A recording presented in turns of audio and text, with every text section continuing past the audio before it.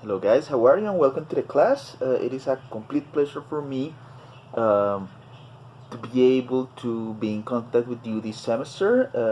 As I mentioned before in some of my previous videos, you are the only group I have not had contact with before. Like, you're all new to me, guys, and that is always a pleasure, like getting to know new people, getting to know people who hopefully are committed to the exercise of teaching, that have decided in an altruistic way to become teachers. That is not really an easy profession, I can tell it myself.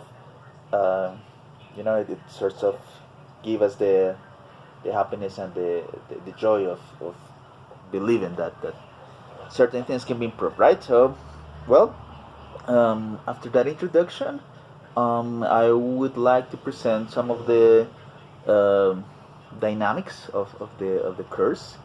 First of all, I would invite you to go to the PowerPoint presentation. So I attach this presentation to, I think, the first or second post in the group. So if you can be so kind, go and open that, and we're going to open the presentation into the slide number 2. Um, well, this is a workshop, meaning that of course I am going to provide some instruction, some modeling, some general ideas, but most of the work will be done by you. So we are going to write a lot, and we are going to read also a lot. Okay. I would like you to be aware of that we are going to be producing a lot of things, that we're going to be writing text, paragraphs, sentences, and the idea is that I'm going to revise a lot of it. Okay, so that's why most of our works are going to be individual. Of course, there will be some moments in which we are going to work collectively, especially if at some point we go back to the classroom. But most of the work will be individual, because that is in the nature of the subject, right? Um, so, as I mentioned before, the instruction will be provided. You are going to see a couple of videos per week in which I am going to provide certain things, but most of the work will be done in the assignments by yourself, guys. So it is very important that you pay attention to any possible corrections, advice, observations that I provide to your texts, and not only like pay attention to the grade that I will provide, but the comments are really really important. Okay, so as you most likely remember from the videos of the pedagogical agreement, the final project for this subject is an essay. So the idea of arriving to the essay is to go step by step and little by little, and that is why we're going to start with the paragraph. Okay, so in the lesson that we're going to cover today, we're going to discuss a little bit about paragraphs in general way. We are going to check throughout the course different paragraphs, descriptive paragraphs, narrative paragraphs, argumentative paragraphs, and hopefully putting together all this knowledge about the configuration, the structure, and the use of the paragraphs. Eventually, we're going to be able to write an essay. So, as I mentioned before, let's go to the slide number 2, and there are a couple of questions over there. Okay, so let's have something that we will do a lot in this course, and is having a Dora moment, a Dora the Explorer moment, in which I'm going to ask you some questions, and then you're going to reply it over there, watching the video. Of course, I'm not going to be able to listen, but try to wonder, right? Like to ask yourself, right? So we have 3 basic questions over here that you might be able to answer, because I know that in previous semesters you may have had some other subjects in Spanish or in English, such as communicative competences or something similar, in which you may have approached the concept of paragraph, or may have used, or even if you have not done that, well, everybody has written so far, right? So you may have a general idea to the answer of these questions, right? So first of all, what is a paragraph? So what is the concept? What is the definition of that? Which are the components or parts of a paragraph? So does it have any parts? And what is its function? Yes, what is its function? What do we use it for? What is the purpose? What do we use that for? Right? Hopefully we are going to be able to answer those questions, right? But I would like you to check right now your previous knowledge, right? So think about that, like what is the idea, what is the different perspective that you have about that, right? Done? Okay, very well. Hopefully you have at least a general idea of it. We are going to read some of the formal definitions of those, okay? And we're going to do we're going to check like these definitions little by little. So if you go to slide number 3, we have a couple of things to say in here, right? It says that paragraphs there's a definition in here. It says it's a series of sentences that are organized and coherent and are all related to a single topic. So that's a beginning, that's a start. It's a series of sentences. I think that unit, you already know it, that you know that for something to be considered a sentence requires to have a noun, a verb, and a complement. So they are organized, they are not loose, they are not isolated, they are put together, they are coherent, right? And they are related to a single topic. So normally paragraphs, unless they are experimental or something like that, in the formal idea of paragraphs, we're going to have let's say bodies of text that normally are about the same topic. Even when we have a big topic, yes, let's say a pretty general one, such as abortion, we will discuss that in a minute, right? Such as abortion, for example. So the essay about abortion may have 5 paragraphs, yes, 1 paragraph that talks about the introduction, 3 paragraphs that talks about reasons why abortion should be approved or not, and a paragraph for conclusion. So you see every single paragraph has like a particular topic or purpose, right? Then it says almost every piece of writing you do that is longer than a few sentences should be organized into paragraphs. This is because paragraphs show a reader where the subdivisions of an essay begin and end, and thus help the reader see the organization of the essay and grasp its main points. So if we are going to have a relatively long text, meaning a page, half a page, 2 pages, well, it is advisable to be that it is organized into paragraphs, right? Because in that way, I, as a reader, I'm going to be able to locate where are the main points, where are the subdivisions, the subparts, everything's in there, and if I reread it or if I require to read only one part or clarify an idea, so I just go over there, right? Then, in the second one, we have this explanation that says paragraphs can contain many different kinds of information.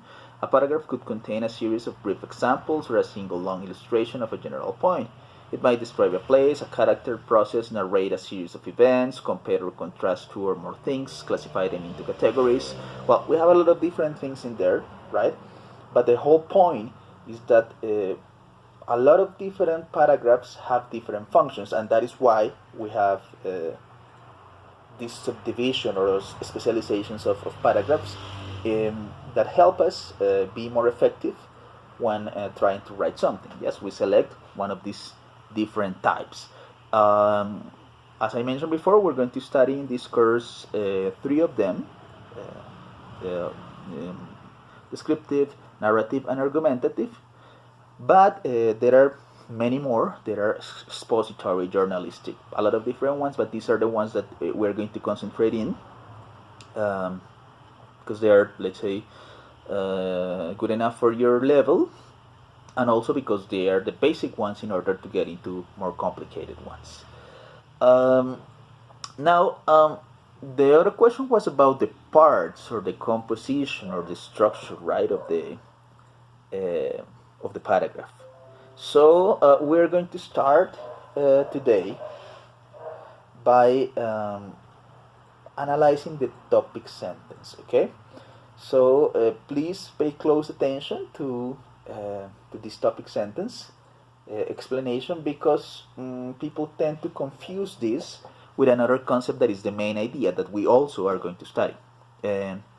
But let's start by this one, that it's the topic sentence. It says sum up the author's point or message. So this is like the most important part, or the most let's say general idea that the author is going to provide, and that contains like the summary or the synthesis of what he wants to say. Yes. Now here there's a paragraph. You see, like you can visually recognize a paragraph because it's a body of let's say sentences. There's a couple of periods in the middle, somewhere commas, and then it ends with a full stop, now with a period in the end. So I want you to do this exercise. It says, which sentence do you think does the best job answering the question, what's the author's point? Right? So I'm going to give you some minutes to read the paragraph yourselves, right? And then if you want, you can pause the video right now and try to locate what is the main idea, what is the topic sentence, what is the topic sentence in this particular let's say paragraph. So do that right now. I'll just wait for a second, and then we will discuss about the main idea and the topic sentence.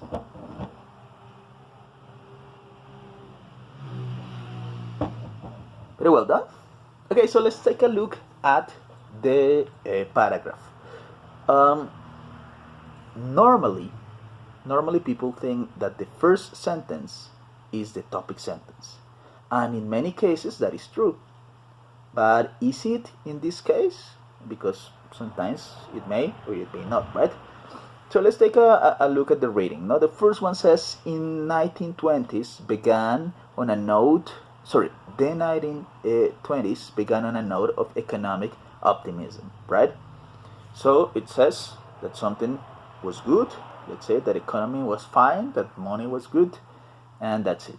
So is that the main idea of the is that the topic sentence of the paragraph? Well, if you were able to read the other part in which they mention problems with housing, when they mention problems with consume, when they mention a loss of money, so definitely nothing positive is happening over there, right? So the first sentence in the 1920s began on a note of economic optimism, well, it's definitely not the topic sentence. Why? Because it doesn't summarize the main idea. What is the main idea? Or let's say the most important part of what the author is trying to say? That people are having trouble, right? That the economy is being difficult to handle. So let's take a look at the second one, yeah? Because the first one was not the topic sentence. Take a look at the second one. It says, however, by the end of the decade, America was sinking into an economic depression that left the country reeling. Okay, so this might be right, because in general it's telling us that the country was having trouble, and economic trouble. They don't mention which kind yet. Yes, they also said America was sinking into an economic depression that left the country reeling, but they don't give anything else. Now, if we take a look at the other ones, it says automobile sales. Oh, so that is an example of economic depression. It's not the main one. Then it says housing starts fell. Oh, so they were having trouble with their homes. So another symptom, another example of depression, right? Then jobs were disappearing. So you see, all of the other sentences are examples of the main problem. And what is the main problem? That America was on a depression. So now, well, the final part is like a conclusion. So from all this, we can say that the second sentence is the topic sentence, okay? Because it summarizes, it gives us a general synthesis of what is happening with the rest of the paragraph, right? Now, many of you may tell me, but exactly which second sentence, since however or since America? Well, personally, I would say that since the part of America, like the one that synthesizes the more, and we're talking about topic sentence, so one sentence, America, noun, was sinking, verb, into an economic depression that left the country reeling, that is the complement, right? So I would say that the topic sentence over here is America was sinking into an economic depression that left the country reeling. Now, if anybody selected the whole second sentence, like however by the end of the decade America blah blah blah, well, that's fine also. It's just that, remember, we're trying to make it smaller, yes, to pinpoint, to locate the sentence in a very precise way, right? So that's it. Hopefully you get the idea of what is a topic sentence. No?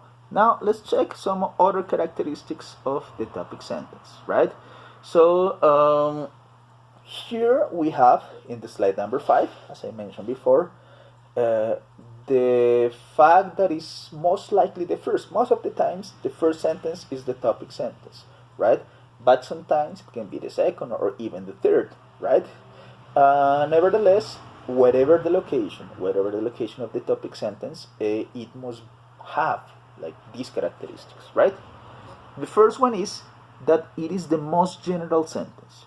It doesn't give like examples, it doesn't go into detail, it is not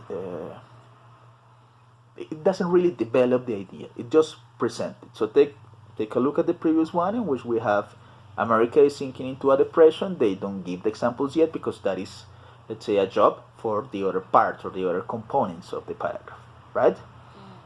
Then we have the number 2, that is introduces words and terms that are repeated, referred to, or further explained and illustrated by other sentences in the paragraph. What does it mean? It means that most of the ideas that are presented into the topic sentence will be developed in the other parts of the paragraph. So remember, we were talking about economic depression, and then in the rest of the paragraph they gave us examples such as the jobs, such as the consumer problems, such as houses, right? So let's say that these topics are just insinuated at the beginning, but they are not developed. So that is another characteristic of topic sentence. Then it says the idea expressed in a topic sentence is threaded throughout the paragraph. It doesn't appear just once and then disappear, right? And the perfect example of that is the first sentence of the previous paragraph, the one that says that America was having like good a good development, a good performance, right? That idea just appears in there and it's never repeated throughout the paragraph. So it cannot be the topic sentence. Nevertheless, the topic of misery, of economic problems, of poverty, it is repeated again and again. Maybe not with the same words, but doing like using different instruments, right? And so that's why it is important that the topic sentence is written in that way. And finally, a topic sentence generally sums up the paragraph overall point or message. So what does it mean? It means that the topic sentence must be so effective that by only reading the topic sentence, you are going to know like at least the general idea of the paragraph. So this is a life hack. Yeah, imagine that you are in a hurry, that you have something, a long paragraph, a long text to read, and you only have about 15 minutes because the quiz is right away, or you were supposed to read something for the class, and the teacher is going to ask you, and you don't know, yes, because you didn't read, because whatever. Well, reading only the topic sentences of each paragraph is going to give you enough of information, at least to have a general discussion, or to have a position, or to have an idea. So a good topic sentence is going to help you summarize the whole paragraph, and then you don't need to read the whole thing. Then, of course, this is something to do once in a while, no? And when you have a good excuse. And normally read the whole paragraph and read the whole text. That well. So that was it. Hopefully, you get the idea of what is a topic sentence, and we're going to have a little exercise over here, right? And from here we are going to assign or to determine the first assignment for this week. Okay, so please go to the slide number 6, and there is a long paragraph over there. Normally the paragraphs have only like 5 sentences. Those are the types of paragraphs that we're going to manage over here in this class, but this was made long on purpose. So my idea or the assignment in here is that you please locate the topic sentence. Okay, you are going to locate the topic sentence in this paragraph. There are some questions at the bottom of the slide. Yes. It says, where's the most general sentence in the previous paragraph? Which sentence contains words or terms that are repeated or referred throughout the passage? Blah, blah, blah. You don't actually need to answer those questions, because the answer to those questions is the same. Yes? So the answer to the question 1, 2, 3, and 4 should be the same. And what is the answer? Well, the topic sentence. So actually the only thing that you need to do in this assignment, in the first part of the assignment, is to locate it. Okay, so please read the whole thing, and then in the place dedicated to the assignment, you're just going to write that. So that is the first part of the assignment. Take a look at it, read it carefully, and decide where is it, the first, the second, the third. Just copy and paste that particular sentence. You don't need to do anything else. Okay, that will be the first part of the assignment, right? Now the second part is this. You know, hopefully right now, how to locate a topic sentence. Okay, what you're going to do in this second part of the assignment is to create one. Okay, you're going to create a sentence that it is very general, that provides the problematic, that summarize what you're going to say in a paragraph, that presents some terms that later on will be repeated. Okay, so you are going to do this. You are going to create a topic sentence. So please go to the slide number 7, and here we have 4 different topics. Okay, it says write one topic sentence. Yes, for a paragraph expressing your personal opinion about a person. So for example, if you agree with a person, write a topic sentence for that. If you disagree, write a topic sentence for that. If you have a middle position, write a topic sentence for that. Yes. Now, in the second one, it says write a topic sentence for a paragraph argumenting the importance of learning a second language. Right. So if you think that learning a second language, English, French, whatever, you are going to write your position. Remember, we're talking about only one sentence. Yes, we're not writing the whole paragraph yet. We're going to write only the topic sentence. Okay. Then it says for a paragraph that tells the story of your most recent family meeting. So imagine that you're going to write a paragraph in which you are going to tell the story of the last Christmas, the last maybe a New Year's Eve, or a birthday, or Granny's birthday again, whatever, and that's it. But you're not going to write the whole paragraph. You're going to write only the topic sentence. And finally, for a paragraph that describes your experience at the university so far. So until the moment, how has been your experience at the university? Good, bad, more or less, positive and negative, something like that. Okay. So remember, I'm going to be very emphatic, because you may get confused and you say, well, I have to write like 4 paragraphs. No, you have to write 4 sentences. 4 sentences that has the characteristics of the topic sentences, and you are going to imagine that you're going to write a whole paragraph about it. But for now, you're just going to write these particular sentences over there. Okay. So that is those are the 2 parts of the of the first assignment for this week, the week number 1, and hopefully everything's clear. Anyway, if you have any question, if you have something else to ask or something similar, do not hesitate to contact me. Remember, you can do it on my WhatsApp, or you can just write down in the post of this video and maybe ask some question about it, and that's it. So it is really easy and really, let's say, short. In the first part of the assignment, you just have to copy and paste the sentence that you believe it is correct, and in the second part you have to write 4 sentences, no more. Okay, so thank you very much for this first lesson. I'll see you in the second video, in which I will talk about some differences between topic sentences, that is the ones that we have discussed, and main ideas. Okay, so thank you very much. Hugs.